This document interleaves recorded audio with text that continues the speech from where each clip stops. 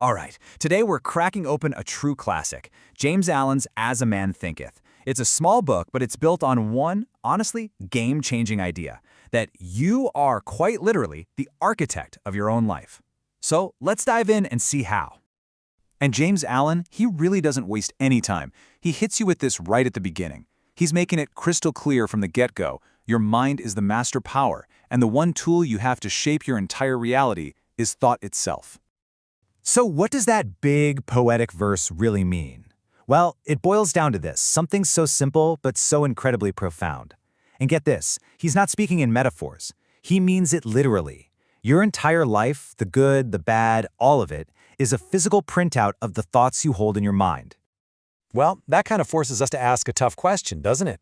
If your thoughts are the actual building blocks, the bricks and mortar of your existence, then what kind of life are you constructing with them right now, today?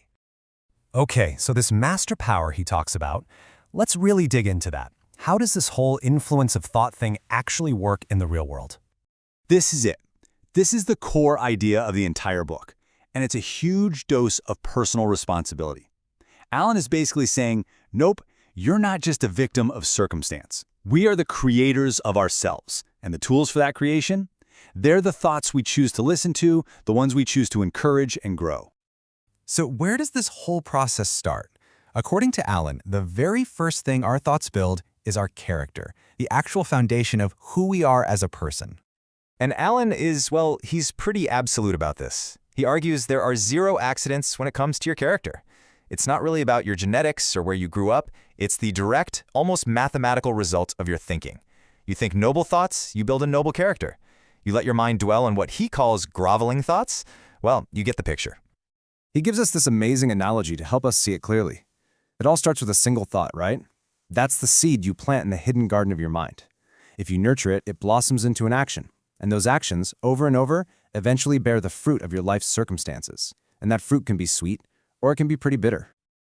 Okay, now we get to the idea that for a lot of people is the toughest pill to swallow, but it is absolutely central to his whole philosophy. It's this: our external world is a direct mirror of our internal one. You know, most of us tend to live on the left side of the screen here. We believe we're shaped by outside forces, that life just happens to us. But Allen proposes this hidden law. Over on the right, the outer world of circumstance actually shapes itself to our inner world of thought. Our entire environment is just a mirror, reflecting our own mind right back at us. To put it another way, a difficult situation doesn't make a person weak, it just reveals the weakness that was already there in their thinking. And on the flip side, a great opportunity doesn't create a successful person, it just reveals the purposeful, focused thoughts they've been cultivating all along. So how are we supposed to manage this inner world? Allen gives us another powerful analogy. Your mind is a garden. And here's the thing about a garden. It's never neutral. It's always going to grow something. If you're not actively planting useful seeds, good thoughts, then useless weed seeds are just going to blow in and take over all on their own.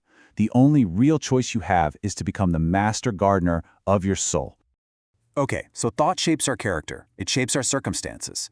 But what about actually getting things done? What about achievement? Well, Allen connects our inner world directly to our outer accomplishments too. And this leads to a really critical question for all of us. When it comes to your life, are you just drifting along, pushed around by every wave of worry and fear? Or are you at the helm, grabbing the wheel and actively steering with purpose? And the consequences between those two paths are just stark. Drifting without purpose, that leads to weakness, worry, and failure. But steering, linking your thoughts to a definite goal, that's how you build real strength and self-control. It allows you to make conditions serve you, and it lets you accomplish things masterfully. But there's a requirement here, a big one. Achievement demands sacrifice. Allen is crystal clear that you can't reach for a higher goal if your mind is consumed by base desires and constant distractions. You have to consciously lift your thoughts above all that, to focus them, especially when it's difficult. So let's bring all these ideas together. If thought is really this powerful, what does that mean for our potential? It means we're nothing less than the architects of our own destiny. Allen has this amazing take on dreams and visions. He doesn't see them as childish fantasies. To him, they are the actual blueprints for a better reality. And that's why he makes this incredible claim that the dreamers are the saviors of the world. Just think about that for a second. That highest, most beautiful ideal you hold in your heart, it's not just a wish. Alan calls it a promise, a prophecy of what you are capable of becoming. Your dream is the tiny seedling that your future reality will grow from. And maybe the most beautiful analogy in the whole book is this one.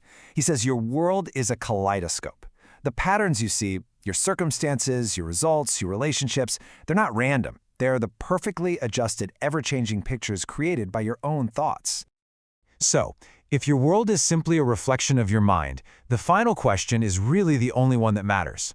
If you can change the thoughts on the inside, you change the picture on the outside. The power is entirely yours. So, what picture will you choose to create?